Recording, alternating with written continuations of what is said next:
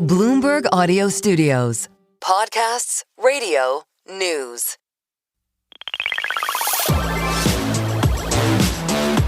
Bloomberg Tech is live from coast to coast with Caroline Hyde in New York and Ed Ludlow in San Francisco. This is Bloomberg Tech. Coming up, Spotify added a record number of users last quarter thanks to its end-of-year Wrapped campaign. Shares surge. Plus, Paramount enhances its bid for Warner Brothers Discovery, offering billions to cover termination, debt refinancing, and ticking fees. Details this hour. And Runway CEO Cristobal Valenzuela joins us to talk about the new funding round that values the company at $5.3 billion. From private markets to the public markets. Look, on the benchmarks, nothing that exciting. We're holding on to gains, just eking out 23 points in the green on the NASDAQ 100. But you go underneath the hood, Ed, and that rotation continues. But this time, it's the hardware that gets sold off. The software is being bought for a third straight day. Software really up about 9% as we buy back into that beaten up sector. But we're looking also to what the macro picture is painting. We have got retail sales that come in less than have been expected. What does that mean for a Fed cut? What does it mean for equities? What does it mean for crypto? Because let's face it, that is where the movement's happening today. Bitcoin up by 1.6%. Look at ETH, down almost another 5% as we still question what sort of an asset this really is. What are you looking at? I'm looking at Spotify, and shares are absolutely surging. A record number of subscribers added last quarter, taking the total to $751 million. Later in the show, we'll get to it with Bloomberg's Ashley Carman, but it was all about the end-of-year Wrapped. And I know as a team, we all exchanged our wraps. The stock was on track for its best day ever, up almost 20%, now on track for its biggest jump in about 7 years. But that is a big response to strength when it comes to music streaming, Karen. It certainly is. Tell you what else there's strength. The bond market. We're looking at shares of Alphabet, but really I want you to focus on its debt because its bond offerings keep coming. And after the US dollar debt sale raised $20 billion yesterday, it was upsized. The company is now selling over $11 billion more in sterling and Swiss franc denominated bonds.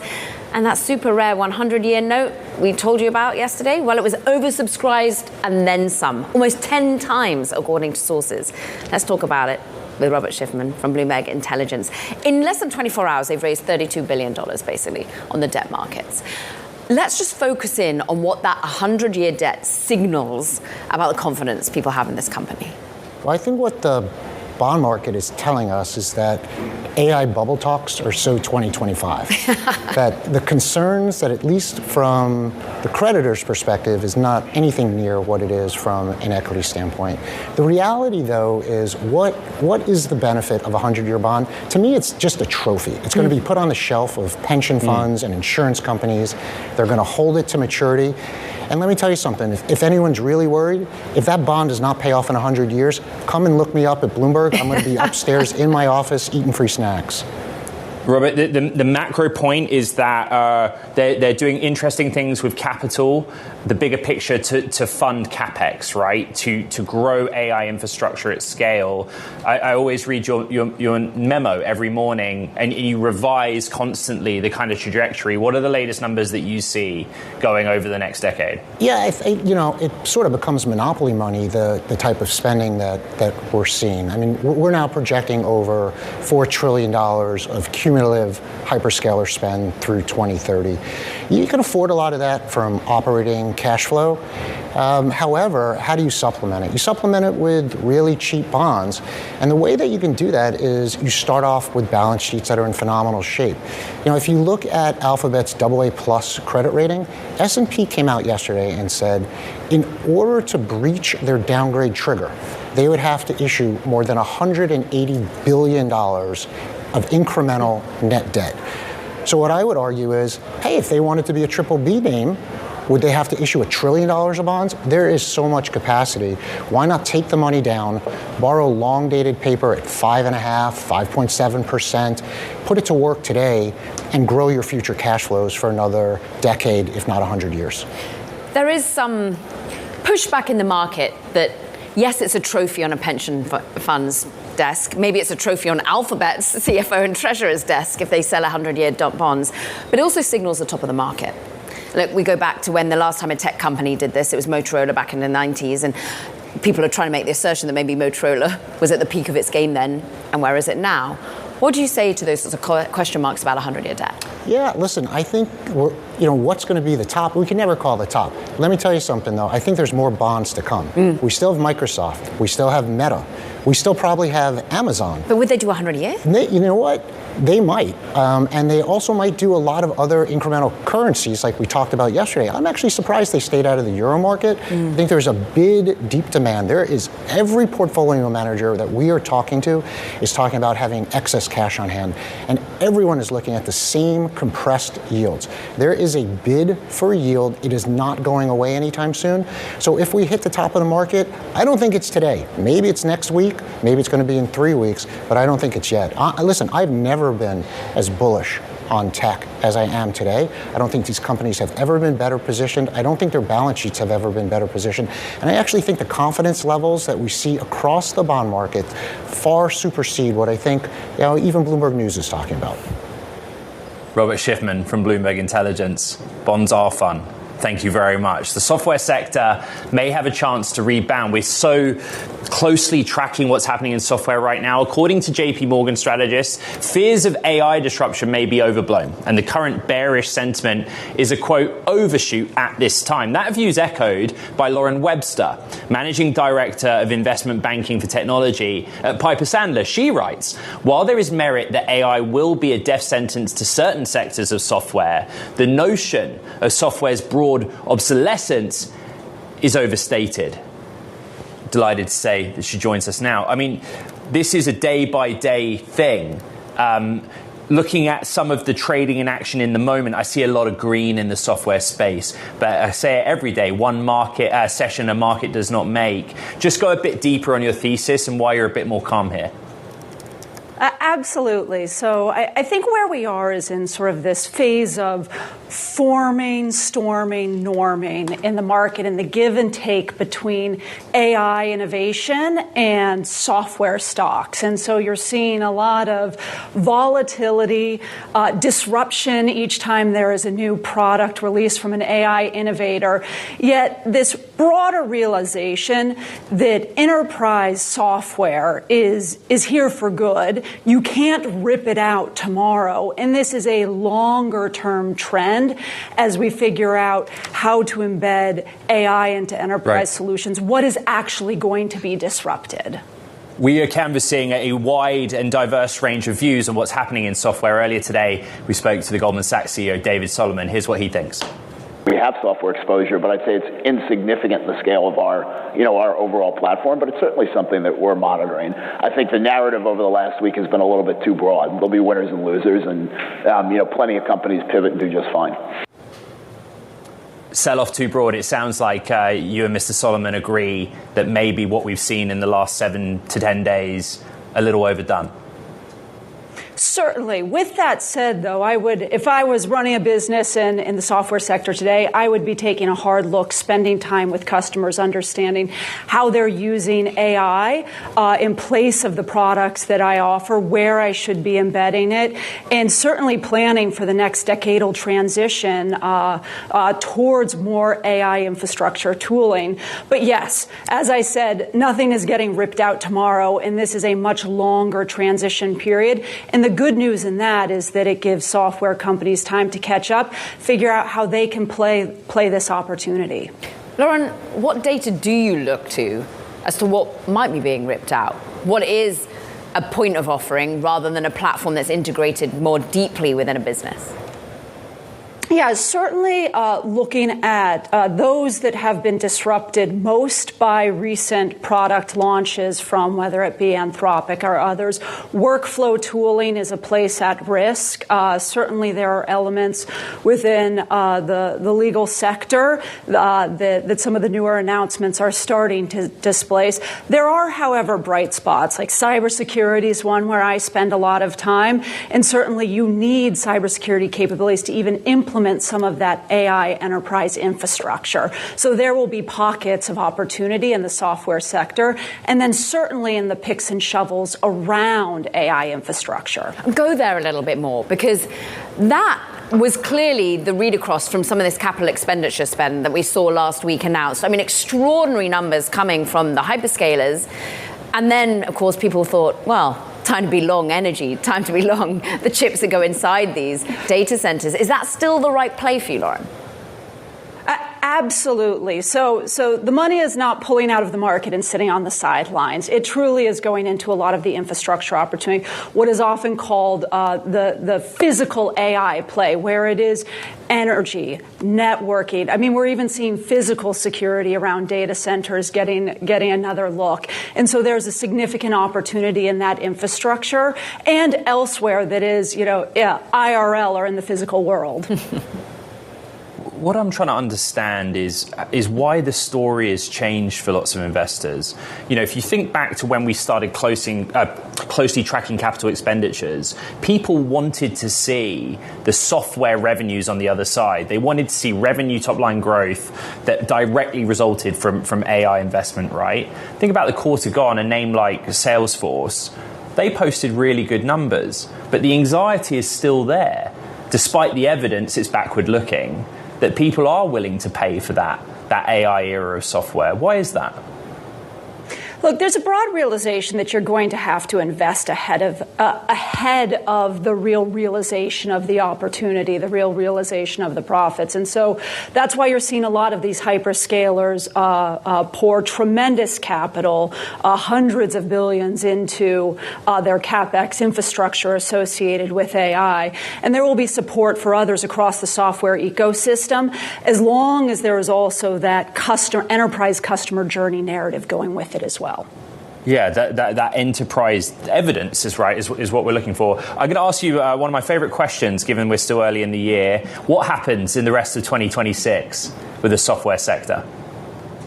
Yeah, I'm going to go back to where I started, which is really this forming, norming, storming. You have a lot of AI forming right now, and I will tell you, we are not at the end of that formation. There are going to be gives and takes, and then that storming with traditional software. The winner there is going to be those that are really spending time understanding the evolution of their technology with their customers and how those customers are applying AI to their solutions. And then you'll have this normalization, and it could be a few years out, where there's a balance between, AI infrastructure leaders and those software innovators, enterprise SaaS, who have really seized the opportunity to embed AI for their customer benefit. Lauren Webster, can't wait to have you back on the show. Thank you very much indeed, Piper Sandler. We appreciate it. Coming up, Spotify reporting record user growth in its fourth quarter. What to discuss next? We're in these earnings. But Ed, what are you looking at? Just a very quick look at TSMC's US listed shares. They're up almost 2%, 1.7%, but trading at a record high. The shares in Taiwan overnight traded at record highs. The revenue jumped 37% in January. Same story. AI spending marches on. TSMC dominates the market for chip manufacturing. This is Bloomberg Tech.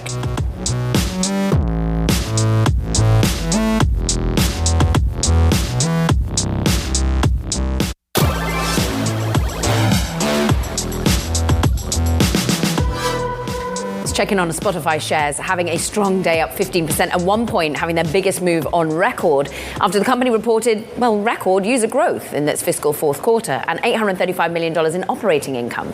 Let's turn to Bloomberg's Ashley Carman, who broke down the numbers. And look, the mighty have fallen a lot coming into this number, Ashley, so the bounce back is perhaps not surprising when they're able to give some sort of ease to the investor base. Yeah, and I think that was a lot of what this call was today, is just addressing concerns that AI, specifically AI music startups, these are supposed to launch this year. So people are concerned, are people going to start using AI to generate songs and then listen to those songs on other platforms, or are they going to keep coming to Spotify? And today, the co-CEOs were saying, we think they'll keep coming to Spotify. So the stock at one point was up on track for its biggest jump ever. It's now up 15.5%. I think on track for its biggest jump in 7, almost 8 years. You write about in the report the impact of Wrapped. For those, although I don't imagine there's many that don't know what that is, Ashley, just explain it. But why was that such a big factor? So Wrapped is their annual interactive viral marketing campaign where people share their music and podcasts that they listen to the most this year. And every year, it is just a moment on the internet. People tend to activate their service to participate in Wrapped, so they always expect to see a boost. But I believe on the call today they said this was their biggest Wrapped ever, so we can really see the results of that marketing campaign. But are people advertising more with Spotify? Are they able to drive revenues not just by having more of us tune in and unearth our Spotify account every end of year? So this is the one part of the earnings today that was a little bit gloomy. The ad-supported revenue actually dropped year over year, and this has been a part of the business that people are really wondering, when are we going to see you start making more money from advertising? Which is also an important question, because when we're talking about them adding users, these are ad-supported users. Subscribers grew as well, but if you're going to keep adding ad-supported users, you also want to see the revenue in that department go up as well. Bloomberg's Ashley Carman on Spotify. Thank you very much. Paramount is trying to sweeten its Warner Brothers bid. The media giant saying it will cover a $2.8 billion termination fee that Warner Bros. Would pay Netflix if it terminates an already agreed upon deal. Bloomberg's Lucas Shaw, who leads the Screen Time team, is with us. This was interesting, right? So the headline's here, and it's a sweetener, an improvement on their deal. But actually, the specifics are very interesting. They're not boosting the offer price. Go into detail, explain how we unpick this. Yeah, so they are addressing, and they being Paramount, two of the concerns that Warner Brothers has had about their deal. One is this question of the breakup fee, right? So Warner Brothers had been debating between two main offers, between Netflix and Paramount. They picked Netflix, but if they walk away from Netflix to re-engage with Paramount, they have to pay Netflix a bunch of money. Paramount is now offering to cover that, and Warner Brothers had been very worried about it because they said that one of the reasons that the deals weren't equivalent was Paramount wasn't kind of covering Warner Brothers' downside on that, which would have come out of the money that they get. The other thing here is Warner Brothers have been really concerned about their ability to refinance their debt going forward. Paramount has now, or David Ellison, both first in swallowing Paramount and now trying to swallow Warner Brothers, has a history of trying to impose really onerous kind of covenants on what the company he's acquiring can do, which would have limited Warner Brothers in that respect. And now Paramount is saying, basically, we'll cover you on whatever costs are related to that debt financing. To your point, they still haven't actually raised the $30 a share offer. This does increase the total net value of the bid, and so we're waiting to see what the Warner Brothers board has to say about it.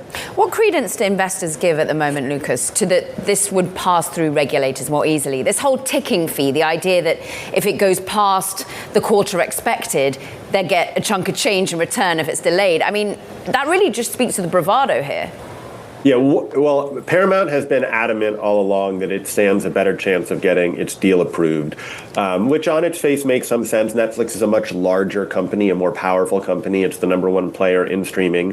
Netflix, of course, has countered that, they're very confident in getting their deal approved and raised issues with Paramount's offer because Paramount plus Warner Brothers Discovery combined would account for technically a larger share of television viewing than Netflix would under the deal. But both sides are trying to plead their case. Paramount obviously is sort of coming from behind here, and what they are trying to do is inject enough doubt in the minds of shareholders that they will not vote for the Netflix deal next month.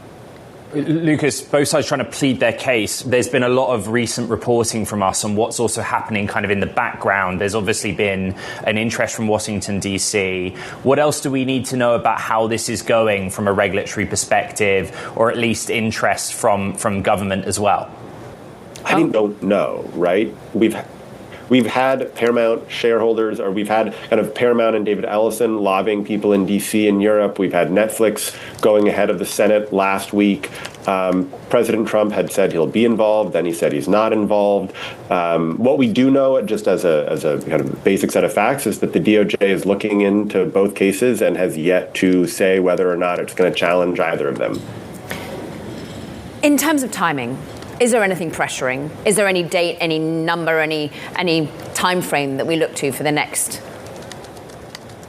Yeah, the next big one is the shareholder vote, really. We're expecting Warner Brothers to arrange a vote of its shareholders sometime probably in mid to late March, kind of at the latest, early April.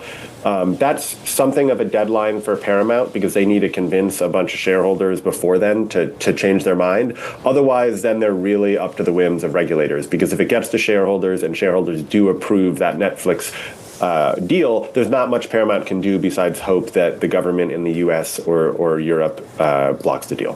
Bloomberg's Lucas Shaw, we appreciate you on the story. Meanwhile, coming up, we're going to talk about how the storied VC firm Andreessen Horowitz is helping drive the Trump administration's AI approach.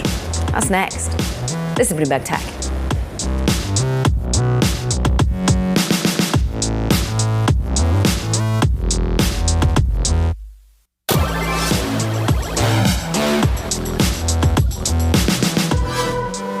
Time now for Talking Tech, and first up, Stripe is arranging a tender offer that would value the company at $140 billion.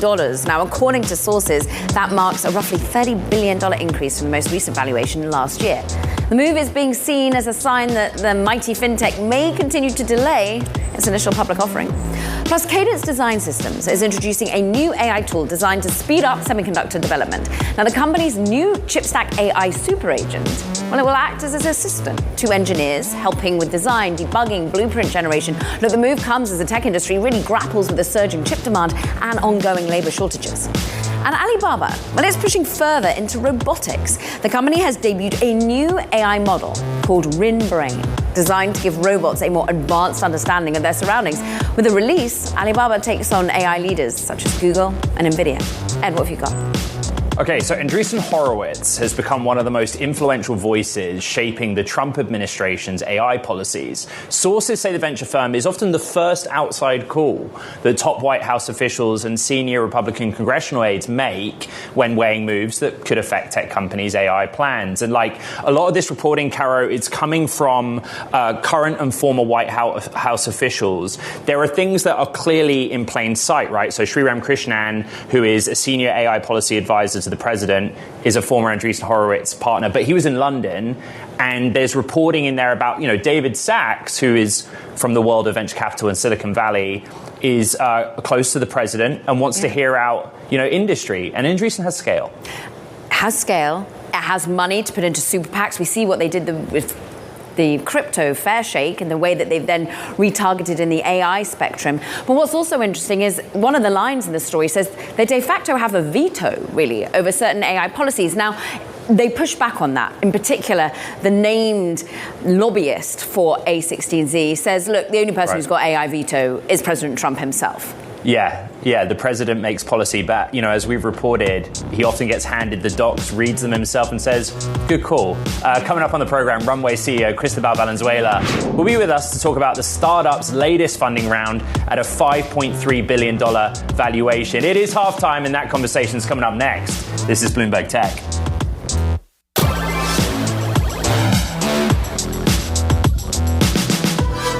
Welcome back to Bloomberg Tech. Let's check in on the markets that are actually giving away some of their gains that we had earlier in the session. We're now unchanged on the NASDAQ 100. We're trying to digest the retail data that we got, which was weaker than expected. But what does that mean in terms of the Fed and its ability to cut rates more broadly? But also, where are we buying back into? Is software still loved at the moment, having been so beaten up last week? And the hardware sell-off is just a little bit crimping some of that risk-on feeling of the day. I'm looking at a risk-off feeling in crypto. Bitcoin off by 1.4%. We're still at 69,000, so well off the lows of last week, but it's still the moon music, not strong, particularly in ETH. We're off by 4.6%. So still looking for a direction and really where the asset class buying comes and steps back in. Move on to what's happening underneath the hood of the benchmarks, because look, we are seeing significant gains for Spotify. I might add it was been crushed leading up to these numbers. So we're still down on the year in terms of a 1 year basis. We're up 15%, almost a record move on their shares after their addition to monthly average users really eclipsed expectations. Snap gets an upgrade. It's really seeing that you could be buying into the strength of subscriptions for this company. Datadog, check that out, up 16%. Again, software was beaten up, but Datadog giving a earnings report that steadied some of those nerves, Ed. Joining us now is Bloomberg Equities reporter Ryan Vlaselica, who, I don't know how he does it, but he's across the entire lot. I think let's start with the earnings part, because that's probably more common to some of the bigger movers, right, across the markets this morning. Spotify, Datadog. What are the trends we're seeing, and what's the action in the moment telling you? Hey, good morning. Thanks for having me. So a lot of these companies have gotten beaten down, as you mentioned, but they did a lot to reassure investors about some of the bigger concerns that are facing them. So in Spotify's case, they gave a very strong outlook for their user growth. They gave a very strong outlook for their margins, both of which help to address key concerns that people have been having. Spotify, I think, is up by its biggest day, I think in several years by now. So certainly a relief rally there. Datadog, another company that has been really beaten down as part of the ongoing rout in software stocks. Strong revenue forecast there, and the full year revenue forecast I think was a little bit under expectations, but at the same time, analysts said this looks like it could be conservative, really helping to ease concerns about what is the impact that some of these software companies are going to see from AI-related services. That's it, isn't it? That's the read across. It's how much is AI going to be eating any of these companies' lunches? And absolutely must be the desire of the executives right now to push back and to show real operating margin growth, and in particular, real revenue. I mean, Datadog was up 29% for their last quarter just gone. Yeah, absolutely. Now, I will say that not all of the results have been strong. So yesterday we got results from the company called Monday.com. That stock fell 20%. I think that one wasn't strong enough to help ease some of these concerns that have persisted around it. But Datadog is the one that I feel like you hear a lot of people talking about when you look at the overall software weakness. This is one name that gets singled out repeatedly as one that was sort of thrown out with the bathwater. So maybe overdone selling there. Certainly the results here are giving the bulls something to cheer about.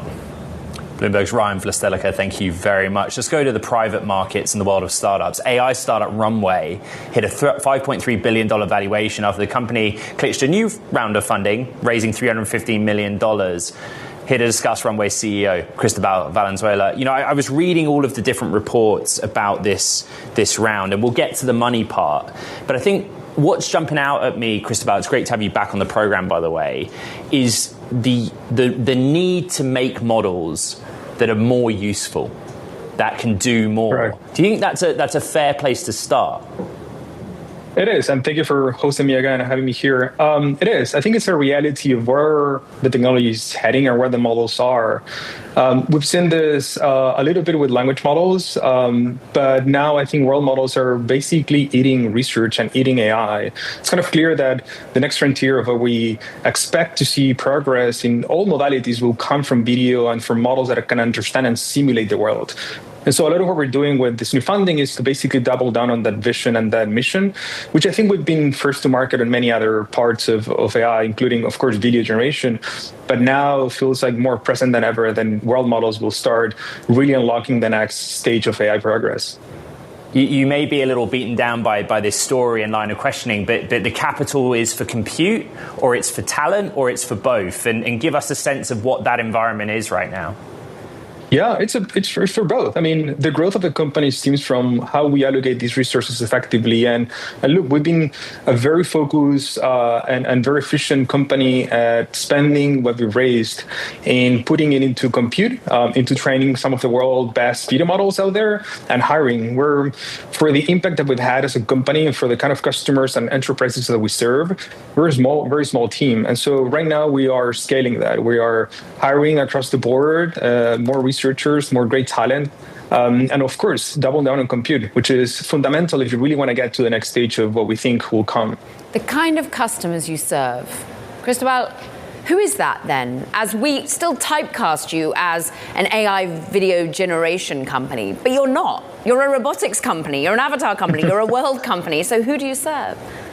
Yeah, of course. That's a good question. So, look, I think it's important to understand how AI has progressed. And language models are basically describing reality. World models are simulating the world. And when you simulate the world, you can start tackling many different kind of industries. So the question of will AI models will help advertising, marketing, Hollywood, media, I think that question is answered, and the answer is yes. It's kind of a pretty obvious yes to these days. And so we're the best company and the best kind of solution for marketers, media, Hollywood entertainment.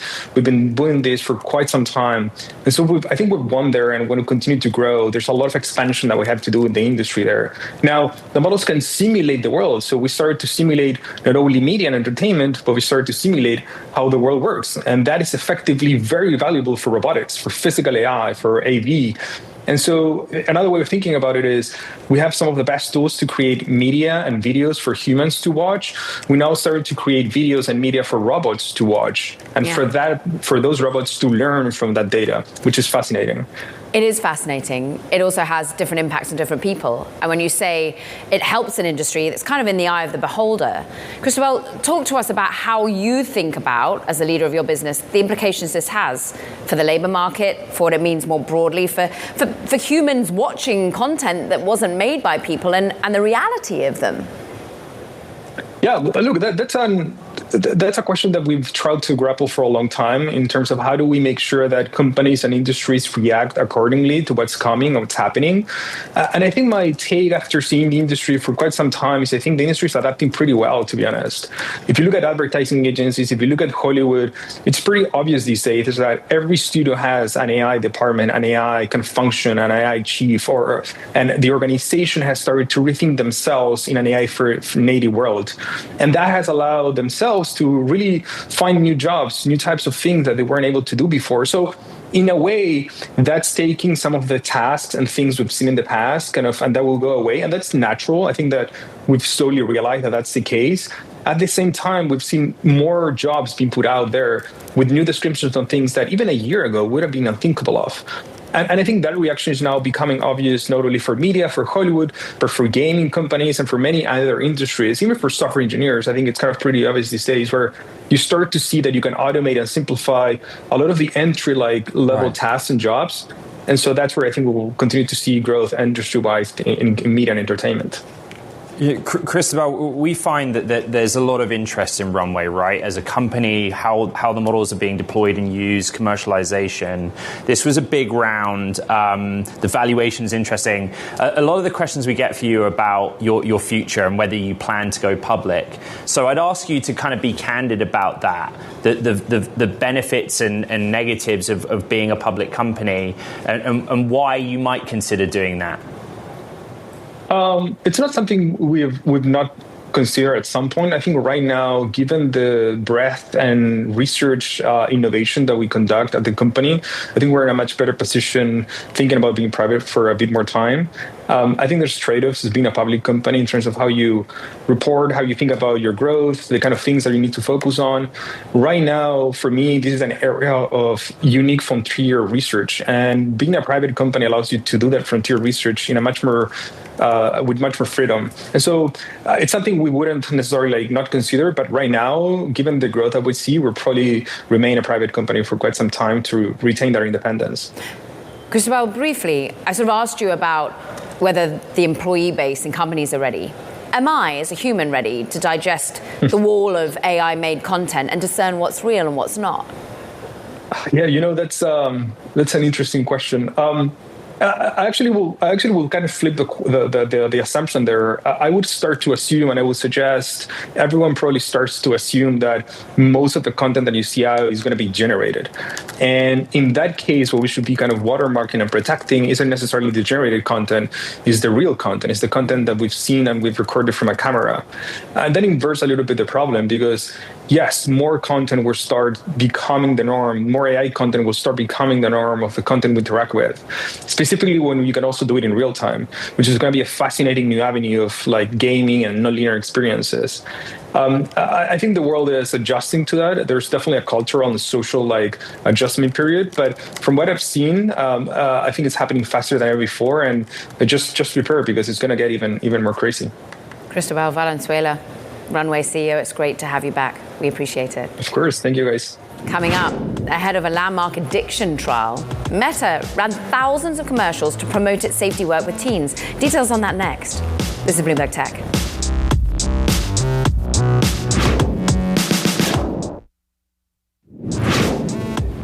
Instagram owner Meta paid for thousands of TV commercials that promoted its safety with teens, all ahead of a landmark case examining whether the company intentionally designed products to hook children. Bloomberg's Kurt Wagner, who leads our coverage of Meta, is here with us. This is about timing and proximity to events, but what do we need to know in our reporting? Yeah, so the trial is sort of the backdrop of this whole thing. That started yesterday in Los Angeles. As you point out, the allegations here are that Meta and YouTube and others have created these products to addict young people, the infinite scrolling, the algorithms, things like that. And so these advertisements that Meta's been running for a while, but really in earnest since since November, promote their teen accounts and all of the stuff they're doing to try and help and combat this issue with teenagers. And so, again, timing is interesting here. They're trying to sort of set this narrative about themselves with the backdrop of this trial going on at the same time. Now, in the story, it talks of Tech Oversight Project Executive Director Sasha Howarth really talking about this as being an influence play. But in many ways, to take the other side, it's meant to be an influence play for parents, for kids to understand that these tools are there for them to use, right? Exactly. And, you think about if you're Meta and you're sitting here going, okay, there's going to be this landmark trial. And in fact, there's going to be trials for Meta around child safety and teen safety throughout the year. And so if you think about there's this steady drumbeat of headlines and news and coverage about that issue, you certainly want to have your viewpoint out there as well. And so I think that's why we see them promoting these teen accounts, which they rolled out about 2 years ago, and really trying to your point, Caroline, show parents that, hey, all these things you're reading in the press, like we are addressing them with these safety settings that we've put in place as well. Bloomberg's Kurt Wagner, we thank you. We're going to talk more about that story in a moment, but first, Ed, you got some breaking news. Yeah, my understanding is that Tesla has promoted Joe Ward, who was the vice president leading the EMEA region operations, to basically run sales, service and delivery globally. All those teams around the world are now reporting into him. We don't know that much about Joe Ward. I think he started at Tesla as an intern quite a long time ago, has kind of climbed up the ranks and been based in Europe. But you'll remember yesterday Bloomberg had reported that Raj Jagannathan had left Tesla and he had been running the sales org. We try and track this because of how it runs, with everything kind of filtering into Elon Musk. Ultimately, we'll keep tracking it. Kara. Yeah, EMEA sales, they've been tough of late. Now, let's just return to our original conversation, because, as mentioned, it's not just Meta that's currently under scrutiny over safety, particularly for teens. Other tech giants, think Google, with its YouTube, are facing lawsuits as well over the addictive nature of social media. Let's get more on all of this. Eric Goldman, he's a law professor at Santa Clara University School of Law and co-director of the school's Center for High-Tech Law. Eric, as I mentioned, it's Meta, it's Google, it's also Snap and TikTok facing legal focus throughout the year, correct? Yeah, there's a trial taking place right now in Los Angeles, putting all four of them on trial. There's also a federal case that's putting them on trial in June. And there are lawsuits against all of them throughout the country in parallel with that. The argument at its core from some of these so-called victims are that these tools and these platforms were designed to hook teens, young brains in particular, and keep them coming back for more. Eric, is that the understanding you have? What legal credence, what fight do they have to fight here?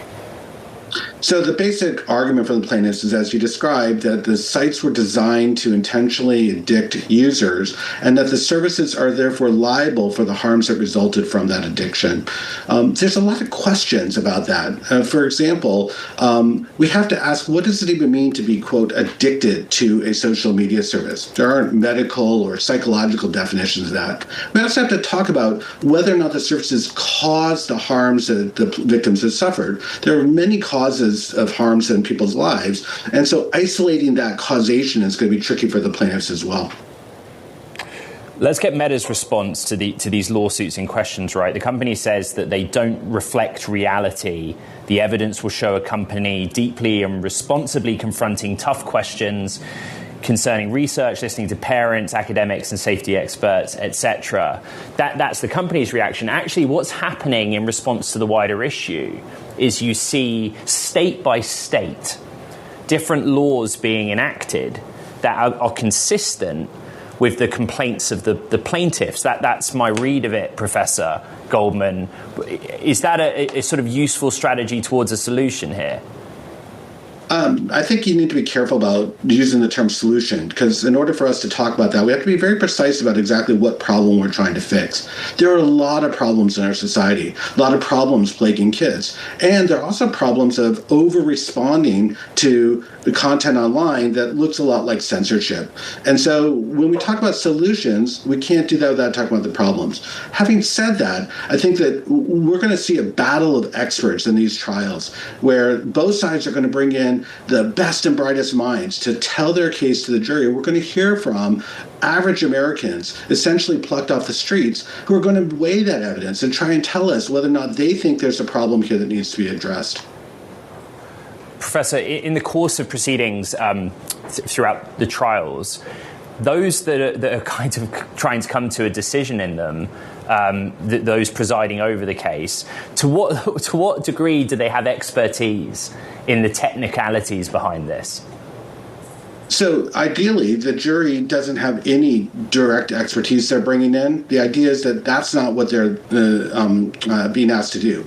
They're going to be presented with evidence from experts that have been chosen by the parties, and they're supposed to sift through that evidence, discuss it, evaluate it, and try to say which they find more convincing. So in that sense, I think it's even better for us that it's not a panel of experts trying to decide. It's really a bunch of what we hope are well-meaning Americans who are there to just tell us, I'm not going to respond to the hype. I'm not going to listen to the critics in the media or the plaintiffs' lawyers and the politicians per se. I'm going to listen to the evidence.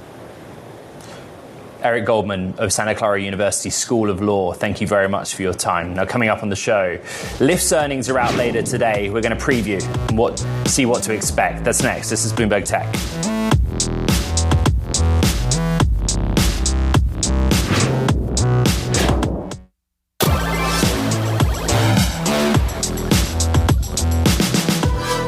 Lyft earnings, they're out after the bell today, and less than a week after rival Uber kind of disappointed investors with its profit outlook. Let's talk about what we can expect from Lyft with Bloomberg's gig economy reporter, Natalie Lung.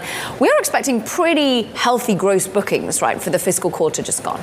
Yes, if Uber's earnings was any guide, they posted pretty strong 4Q, and Lyft is also expected to post pretty strong growth there, one of the strongest growths we've seen in nearly 2 years. Natalie, Uber used its earnings to position itself structurally and from a personnel perspective for its robo-taxi era. You know, we've spent a lot of time with Lyft, who plan to do the same, right? What do we expect them to communicate in earnings in that respect? Lyft is going to roll out AVs in a couple of cities this year, as they announced last year. Those are Dallas and Nashville. So we might hear some of their rollout plans today, and also hear them talk about how their fleet operations unit subsidiary FlexDrive might help with that. And Dave Risher and the team of late have really got the memo that they need to go global. They've been making M&A. How is that speaking to the growth opportunity here? So the fourth quarter will be the first full quarter where they take into account the European business FreeNow, which is the taxi app in Europe that they acquired last year. So they might get a boost there. And they've also acquired this chauffeuring business, which is like this high-end rides type, which could also bode well for the bottom line. Did Lyft actually do anything in the quarter, Natalie, that you kind of think might give them a little bit of a boost? Is there anything that they've already announced that we think they'll show traction on? So last year was a big year for their Silver product, which is aimed at elderly users. They simplified their app interface for users, so there could be a boost in rider base there. They also boosted a lot of their partnerships. In November, they announced a partnership with United Air, letting people earn miles if they connect their accounts with Lyft. So that might attract more businesses there, like on airport rides too. How are they in terms of scale versus Uber? I mean, at the moment, analysts really like the stock. 15 of them say buy, only 2 say sell. But is it a like-for-like comparison here? Are they always going to be the second fiddle? Yeah, like Lyft's business is, 30 or 20 to 30% market share in the U.S. and they're just starting with their global expansion compared to Uber, which is already in more than 30 countries. And so there's still a lot to catch up there. But we know Lyft is on track with their 3-year targets too. Bloomberg's Natalie Lung, thank you very much. I mean, the earnings in the moment carries Spotify on track for their best day in about 7 years. 38 million subscribers added, quarter gone, 751 million total. It was all about the Unwrapped. My average age, 37-year-old listener, apparently. I think I pipped you to the post with a 32-year-old listener, but I thank my kids for that. That does it for this edition of Bloomberg Tech. Check out the pod. You know where to find it. This is Bloomberg.